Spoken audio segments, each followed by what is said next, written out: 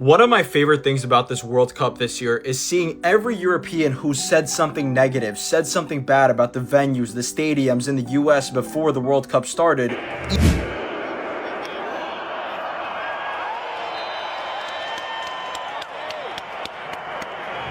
We owe apologies to America because their football stadiums are so much better than ours. The Texas sun is fully enclosed, a roof on the top, and ridiculously comfortable. Then there's the pre-game showbiz, cowboy hat hosts, decibel meters to see which fans are the loudest, and karaoke lyrics so that you don't mess up the national anthem. Before this World Cup even started, half of Europe had already made up its mind. The stadiums would be soulless, the culture would be wrong, and America simply could not host the beautiful game. Then the tournament actually began, and every single one of those predictions fell apart on camera. Today we are counting down 9 of the most shocked, most stunned, most speechless reactions from fans who landed in the United States expecting disappointment and left admitting they were completely wrong. We are starting with the reaction that says it best, and working our way down from there. If you want to see how this story keeps unfolding, this is the channel for it, so stick around. Some reactions do not need much of an introduction, but this one deserves one anyway, because of just how fast it happens. This fan barely steps through the entrance before every word he planned to say gets replaced by pure disbelief. No build-up, no lead-in, just a straight, unfiltered reaction the second the stadium comes into view. It is one of those moments that is almost more fun to watch a second time, just to catch the exact second his expression changes. That was not a 5-second reaction either. It became one of the most talked about stadium reactions online, mostly because he compared it against every other American venue he had already seen and still could not believe it. This next fan came from a club with one of the loudest, proudest fan cultures in Europe, the kind of supporter who has genuinely seen it all when it comes to matchday atmosphere back home.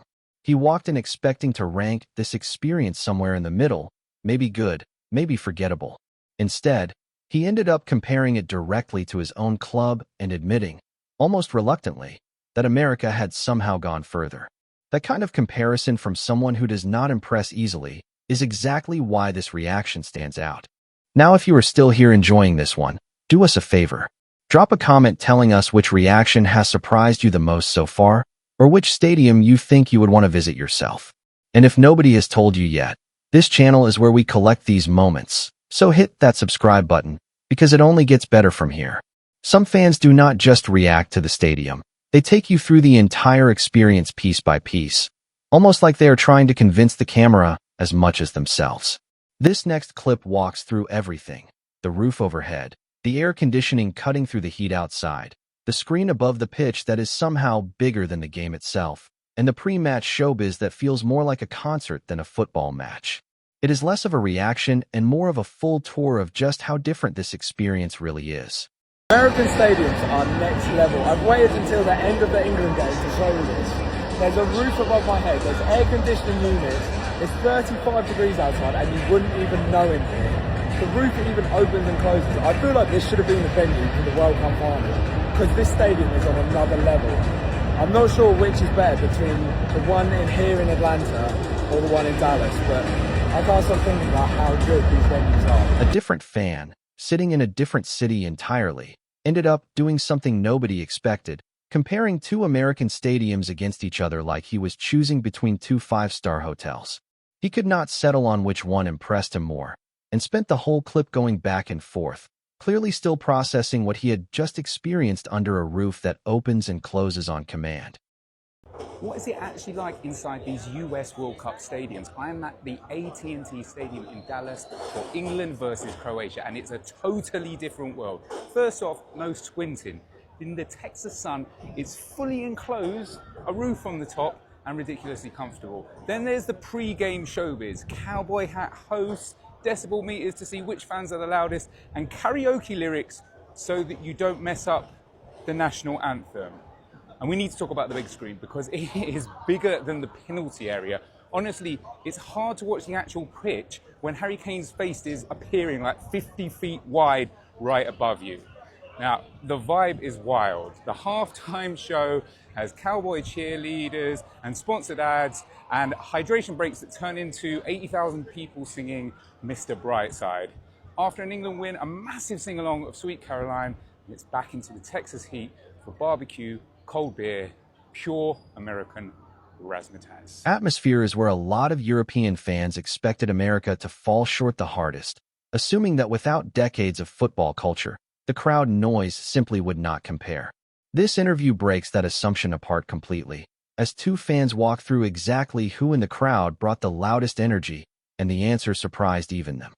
One of my favorite things about this World Cup this year is seeing every European who said something negative, said something bad about the venues, the stadiums in the US before the World Cup started, eat their words right now. Every single one of them are eating their words right now, so much so that they even think that MetLife Stadium, one of the most notorious, known for being one of the worst stadiums in the US, is amazing. I'm not even joking, but the fact that people said, oh, these are not made for football culture, the aesthetics are terrible, oh my god, this World Cup's gonna be terrible, the stadiums are horrible.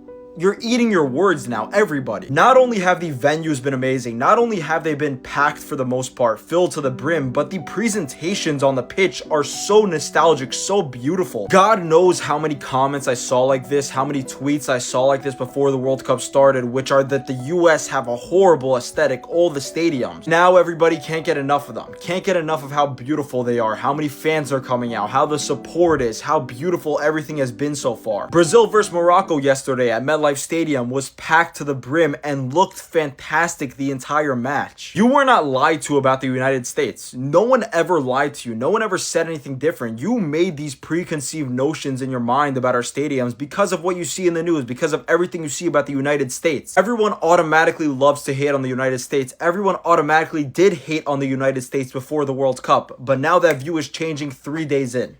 Just enjoy the beauty of it. Not every reaction is a straight victory lap, and that is part of what makes this one interesting. A group of UK fans get into a genuine, back-and-forth debate about whether size and spectacle can really replace the football culture they grew up with, and you can hear them struggling in real time to put into words what they are actually feeling. How was the atmosphere in there? Oh, that was great. Really great. Fantastic atmosphere. Yeah. Truly American, I have to say. Even bigger. Really, what a stadium. Incredible. We don't have this kind of stadiums in Europe. No way. And it's air conditioned. It's very good. Yeah, it feels a little different. The match, it was really hot. Really hot. We had difficult with the temperature, but it was a great day. So perfect all around. There were a lot of Japanese people too, so yeah. A lot of Netherlands, but also a lot of Japanese. Yeah. And they made more noise, so that was nice. That's what I was going to wonder. We weren't inside, so who was loud? They had drums, and the Netherlands we didn't. But the Japanese, they had drums, so it was spectacular, yeah. And then there is the trip that has nothing to do with football at all. One couple could not stop talking about the side quest they had planned for the very next day, and it might be the most wholesome mix-up of the entire tournament. I will say, walking through the doors there, it was one of the most mind-boggling things I've ever seen. I've been to many stadiums at this point, but you walk in and it's the immediate stadium you see. It's so huge and it's so steep. Genuine steep question. as out. Genuine question. We're fans of obviously a lot of places in the UK in terms of like football stadiums. Yeah. I think there's a lot of stadiums in the UK that are brilliant football stadiums. Is that the best stadium you've ever been to? By far and away, that is the best. I don't think it's the best football stadium. It's a fantastic stadium. No, it's a great and it converts into stadium. Mate, come on. If you can't see the pitch, you can see the full fucking... Yeah. I don't know. I genuinely don't know how to express it. That screen is about 150 metres wide. I think that's what ruins it though for a football stadium. I don't know how to express it. For me, it's an unbelievable stadium. But it's like if I'd rather go to any stadium in England. 90k capacity and you could see everything. 75. It was 70, no, but I don't know what it is. That's what I but thought.